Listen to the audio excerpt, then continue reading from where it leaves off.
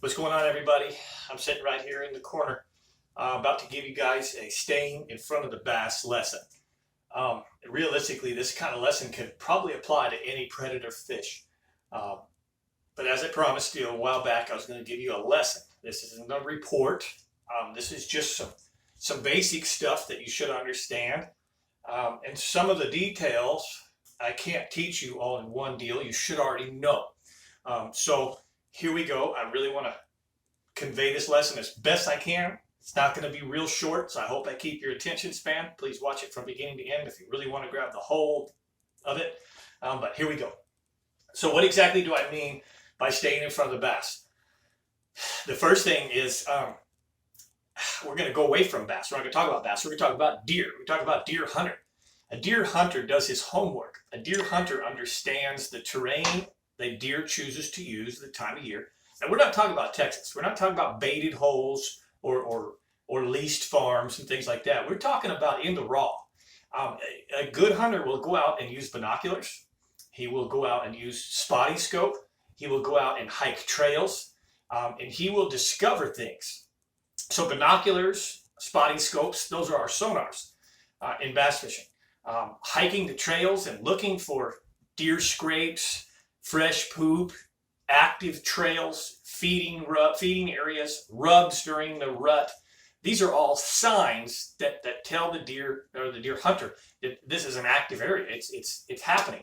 And he accordingly makes a decision to set himself up in front of where the deer would be or to come to. And then he waits it out and the deer come to him. Rarely do they just chase the deer. You'll never catch it. Okay, so you put yourself in a place with homework done, a good decision made, that the animal itself comes to your zone, comes into your area. Okay, so in an analogy, that's kind of what I mean a little bit in the fishing. So the first thing I'm going to kind of push here, I hope you can read this. I know it's small. Hopefully you can zoom in if you need to, but I'm using this a little more for myself, but it's here for you. Is you need to know and understand the seasonal patterns and habits of a bass. Okay, what I mean by that is there's a winter pattern, a spring pattern, a summer pattern, and a fall pattern. What does the fish do in the winter? What kind of water do they desire to be in? What depths do they want, etc.? Okay, what kind of structure are they on? In the springtime, what are they doing? Now, I'm not going to teach all that in this one lesson because it would take too long. You need to go, if you don't know already what the bass is doing in the winter, the kind of winter holes, which would be creek swings, deep ledges.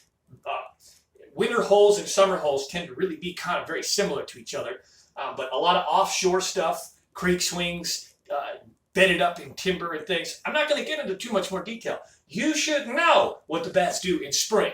They come into the shallows to spawn, to group up and spawn. Okay, the summer, they move back out offshore into deeper, cooler water. Okay, so unlike in the winter, they're in the deeper water because it's actually warmer than the shallow water. The summer, they're in the deeper water because it's cooler than the hot, shallow water. And then in the fall, they move back into those backwaters because they've cooled down, they're fresh, they feel good, and they're following the bait for a fall feast. All right, so the first thing first is you need to know and understand the seasonal patterns and habits of the bass that you're pursuing. Okay, to help you understand that, I'm at least going to clarify what winter is, what spring is, what summer is, and what fall is. And it's a real simple decision that variable that you use, and it's called the water temperature. A good bass fisherman should always be paying attention to water temperature. Actually, a really good bass fisherman is always going to be paying attention to what is the water doing. Is the water cooling? Is it warming? Is it getting dirty? Is it getting clear? Is it oxygenating? There are some variables that you really should pay attention every moment of every day. That what is the water like? What's happening to the water you're fishing? But let's just simply give you some analogies. From 40 to 55 degree water, below 55. 40 to 55. Lake Fork usually doesn't get much lower than 40, 38, 39. I've seen 36. But below 55 degrees is considered winter. You should expect the bass to be in a winter pattern in winter locations. From 55 to 75 degrees, that's the spawn time. That's spring. That's when the fish should be in the shallow water. If it's early spring, they're migrating to the shallow water. If it's late spring, they're finishing up the spawn and getting ready to move back out to summer water. Summer water is 75 to 90 degrees, where they're going to be in the offshore. They're going to be out in the deeper edges. They're going to be on deep humps. They're going to be in cooler, deeper water. And then fall, again, the same as spring, 55 to 75 degrees, and the fish should be feeding, okay? So that kind of rounds out the 4 seasons. And within each one of these is what you would be looking for, okay? In the springtime, it's 50, say it's 64 degrees. Hey, man, I'm going back in the back of alligator. I'm looking for spawning fish. I might be in early spring, 58, 60 degrees. I might be out on the points of alligator where they're going to migrate through before they go to the back. Okay? So by understanding these and this system, or this set of kind of basic rules, and listen, Mother Nature defies rules sometimes too. It's just, a fish is a survivalist. It's there to survive. It's there to survive so it can procreate, and that's it. It don't got girlfriends, movies. It don't have a family to go visit on Thanksgiving. It's survival. So some of this can vary. I've caught winter bass in 39 degrees water all the way back in a spring pocket on Fork because we're only weeks away from the spring. The bass has already moved back there. It doesn't want to move all the way back out to winter water. So there's some things that are going to defy some of the basic guidelines or rules. But this is what you want to understand. This is how I apply myself. Okay? The second thing is, here's what's going to happen is, so if we're in winter water and it's warm trending, it becomes March and that water is starting to get above 55 degrees, the fish transition. So you need to learn how to recognize the transition periods. There are basically 2 things that create the transition. One of them I just discussed, temperature change. The water's warmed up. It's no longer 55 degrees. It's now 58 degrees and the fish are on the move. They're leaving the deep water creeks. They're leaving the creek bends. They're leaving the rooted homes that they lived all winter long. And they're migrating using trails and points and creeks. They use the drains to migrate back to the shallow creeks, flats where they're going to spawn. Okay? So the first thing to recognize the transition period is, again, the in-between numbers. If I'm 45 degrees, I know I'm right in the heart of winter. If I'm 50 degrees, I'm still in the heart of winter. Mark Pack used to say, when the main basin hits 54, 55 degrees, you better be catching them, son, or you're missing something. Why? Because they transition now and they start moving into the spring water. They're coming out of that dormantized cold water. They're getting warm. They're getting ready to eat. They're gorging before they spawn. So recognize the transition periods by the temperature changes.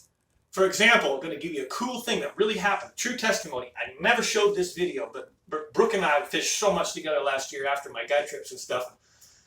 And one day, right during the spawn, we were at about 76 degrees, if I remember.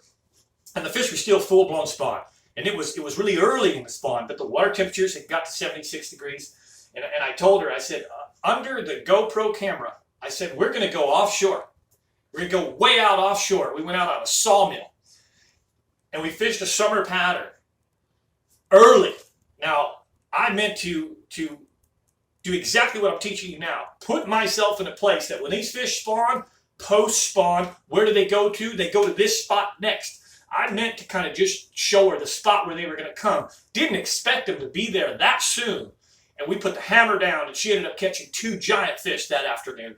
And it was amazing. They were already there.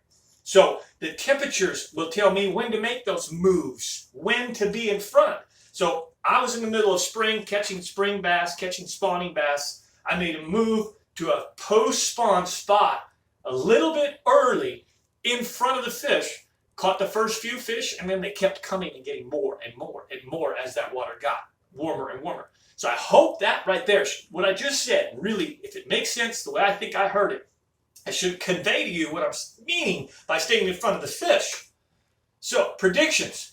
We're in the middle of summer. We start cooling. We're there right now. Okay, we start cooling back down. When we get to that 75 degree mark, which is where we just were, just last week, 75 degrees. The fish were still acting like summer last week a little bit. Yes, there was shallow fish. They were main lake oriented, weren't they? Everything that I talked about was main lake points. Top water bites were all out on the main lake lakes. Okay, once we get to 75 degrees, those fish, and below it, they go into that fall feast pattern. Okay, which makes me bring to the second reason of how you would recognize transition. Not just the temperatures, the bait fish. The bait fish move. So the summer bait fish were all offshore in deep water. The bass never, ever, bait never goes to the bass go to the bait. So the summer bait fish left the shallows, left the deep water, left the offshore, and came into the shallows. They came to the main lake points. They came to the secondaries. They came inside to the mouths of the coves. They piled up in the mouths of the coves before they migrated to the back. Why did they do that? Cooler, fresher water. Okay, so the second reason that the creates a transition that you'll recognize is the bait fish move. The third one I didn't put on here because you'll be able to recognize it yourself. You're in the middle of the summer pattern. You're catching fish off Bell Hump. It's starting to get near fall. You know it's getting near fall. The dates, the time of the year, it's no longer July. It's no longer August. It's late September. You know it's getting near fall, and your bite changes. You're not catching the fish anymore. You're not seeing the amount of fish there. The bait disappears. You see, where did it go? That's what you need to understand. And you make your move accordingly to go get back on and or preferably in front of where it is. If you're in front of it, and you're not that far in front of it, you make the right decisions and predictions as it continues to come to you, it makes its migration, move, or transition. You get the front of the bite, you get the meat potatoes of the bite, and then as the tail end bite fades, you transition and move again. That's it. So basically, gathering all this information, you access and make a good, access the information, look at the lake, assess and make a good or correct decision to stay in front of the fish, utilizing water temperatures, patterns that the fisher should be using, okay, and the bait fish. Where are the bait fish? That's it. Right now, the bait fish are definitely into a fall pattern, and the bass are right behind them, which means if you run down a bank, you go into Board Tree, for example, and you run down the bank, and it's got herons, and it's got white egrets, and you see the bait in 3 to 5 feet of water, and you ain't catching fish on the bank with the bait, the bass are in the trees right behind them. You're just a little bit too far in front. That's it. So I hope that helps. This doesn't necessarily guarantee catching your fish. There's still a lot of decisions. What do you throw? What's the bite? This doesn't tell you what the bite is. This is kind of a concept to put you where they are so that you're not fishing dead water. If you have a bathtub with no fish in it, you can fish it till the cows come home. You ain't going to get bit. If you have a bathtub or a pond full of fish, and by trial and error, throwing different lures, different colors, a few different presentations, your likeliness is much, much higher. You're probably going to accidentally, even if you will, fall into some kind of a bite. That's it. Be in the right place. Make the right assessment. Put the boat in a place where the fish are coming to you. And you'll find some really, really successful fishing throughout the season. Sometimes they're not necessarily always coming to you. You've already got in front of them. They came to you and the bite just starts getting good. And it gets better and better and better. In spring, it's when I love it. I'll give you a story. Brooke sat on a spot last year, one day for all day, multiple times. It kind of, for some reason, stirred some people wrong. They felt like she was safeguarding holes. They felt like she didn't have a right to do that. But what if it was a pontoon boat, a catfisherman tied up to a tree stump? We're not going to get into whether she had a right or not to sit on a public lake all day long. We're not going to discuss that drama that Lake Fork's capable of putting out. But here's the reason that what happened is that she found success. In the springtime, the fish are coming from the deep water, migrating up the points, migrating up the creeks, migrating up the drains, coming to feeding flats, gorging on shell bed areas before they go to the back. And very much like a deer hunter, you should camp a lot more in the spring. In the fall, I'm moving and moving. I'm moving. 10, 15, 20-minute rule. If you're not bidding 20 minutes, move. In the spring, camping for an hour, 2 hours, 3 hours, 4 hours is critical if you've made the right decision and put their boat in the right spot. But here's the truth of the story. Brooke sat on the spot. A lot of reasons. Number one, she knew she wanted to be there. She wanted to catch a big fish only. Couldn't afford the fuel to burn around the lake in her own boat. It just didn't make sense. And I'm out there guiding. So I told her, hey, if I find a bite, I'll let you know. So as the morning progresses, she's on a spot. She's on a hot spot. A deer-hunted trails where all, converse, where if the bass move on this day, they're going to come to her. She fishes all morning. No fish. I was pretty proud of her. I couldn't believe she stayed the spot as long as she did. But basically from 7 a.m. to 11 a.m., no fish. And as a guide, I'm hopping around a little bit. I'm spending an hour on this spot, 45 minutes on this spot. And I'm trying at least still to move around. I'm not going to just drown my clients on one spot unless I really knew the success was there. So I'm hopping around. I haven't put a bite together yet. At 11 o'clock, Brooke messages me. And she says, caught my first fish. It's a dink. And it's a little 10, 12-inch fish. A few more minutes goes by. She says, text, dink fest. I'm catching them, but they're all small. From 11 to about 11:45, she caught 27 fish. They were all dinks. They were all pound and a half fish. It lulled. Just after 12 o'clock, she texted me with her first big fish of the day. Big fish, 7, 8 pound plus. By the rest of the afternoon, Brooke had put over 5 big fish in the boat with a total weight of 37 pounds for her best 5, one of the fish being a double digit. The boat never moved, not an inch. She never changed the cast that she made for 8 hours. The first 4 of it, she didn't get a bite. That's being in the right place like a deer hunter, waiting for them to come to you. Okay? I've got deer feeders. My neighbors put deer feeders out in our neighborhood, and there's a lot of times there's no deer on. 6 a.m., no deer. 7 a.m., no deer. 8 a.m., no deer. 9 o'clock, the deer show up. So if you were to go out there and only sit from 6 to 8, if you want to shoot a deer off it, you left too early. That's a spring pattern. But I think I've kind of conveyed the depth of the lesson, what I mean by being in front of the fish, making decisions to be in front. If you're wondering where the heck they went, you should understand something's changed, something's transitioned, and you should know where to go looking for them. Okay? That's it. I really don't have any more without being redundant. I hope that helps you out a lot. I'm really grateful for the public subscription. I wanted to try and give you a lesson, and I will continue through the fall here, winter, when fishing is slow. We're not on the lake near as much.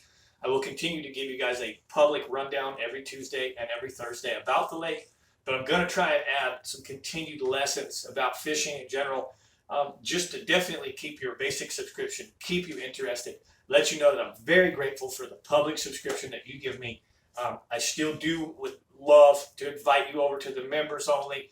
I'm running into so many members now throughout Emory when I'm shopping in the stores, when I'm on the lake, and they're telling me firsthand how valuable the $4.99 subscription is per month. $5 a month. Come on. I want you to also understand publicly that YouTube takes 30% of that. Okay, so, man, I'm giving you guys a whole lot for about $3, $3.50 a month. That's it. YouTube takes the other $1.50. I get $3.50 out of it. 8 videos a month in super detail. Tell you exactly where to fish, exactly what to do, and or what not to do. It's worth it. But anyways, that's it. Thank you. Listen, if you have any questions about this, if something was confusing even, hit the like button, hit the comments below, put it in the comments below, and I can maybe answer some more of your questions that way. And maybe even if I have to, I can come back on and do a secondary lesson to it if that becomes necessary. But other than that, understand the fish. The more you understand the fish themselves or the animal that you are pursuing, could be walleye, could be pigs. Whatever you do, do your homework. Understand what you're in pursuit of, the habits, the lifestyles. What do they like? What do they eat? Didn't talk about this on here. What do they eat throughout the year? Did you know in the fall that Lake Fork bass really like to eat the yellow bass? So if you go find the yellow bass right now, here in November, you're on big fish. It's that simple. But anyways, that's it. Thank you so much. Appreciate you watching. Mike McFarland, the Lake Fork Fishing Guide.